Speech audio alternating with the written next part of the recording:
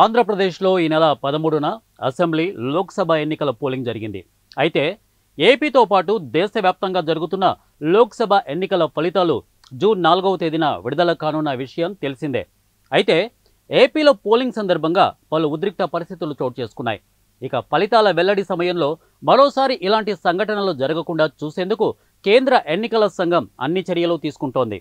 ఈ క్రమంలోనే జూన్ 4న పలు ఆంక్షలను విధించింది. జూన్ 4వ తేదీన ఆంధ్రప్రదేశ్ రాష్ట్ర వ్యాప్తంగా ఉన్న అన్ని నియోజకవర్గాల పరిధిలోని కౌంటింగ్ కేంద్రాల్లో ఓట్ల లెక్కింపు చేపడతారు. ఈ క్రమంలోనే ఎన్నికల సంఘం కీలక ఆదేశాలను జారీ చేసింది.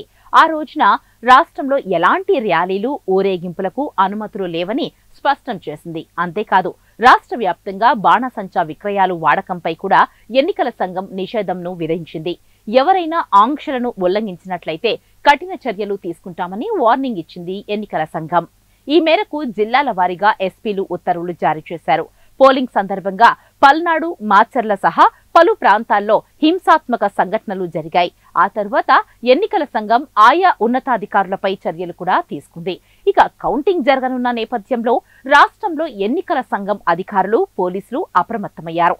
రాష్ట్రంలో కార్డన్ సెర్చ్ నిర్వహిస్తూ ఉన్నారు. పోలింగ్ తర్వాత హింసాత్మక సంఘటనల్లో పాల్గొన్న వారిపై ఫోకస్ పెట్టారు. వారి కోసం గాలిస్తూ ఉన్నారు. ఇప్పటికే రాష్ట్రంలో పలు సమస్యాత్మక ప్రాంతాలను గుర్తించిన అధికారులు ఆయా చోట్లలో భద్రతకు ప్రత్యేక చర్యలు తీసుకుంటూ ఉన్నారు. అల్లర్లకు పాల్పడుతున్న వారిపై కేసులు నమోదు చేస్తూ ఉన్నారు.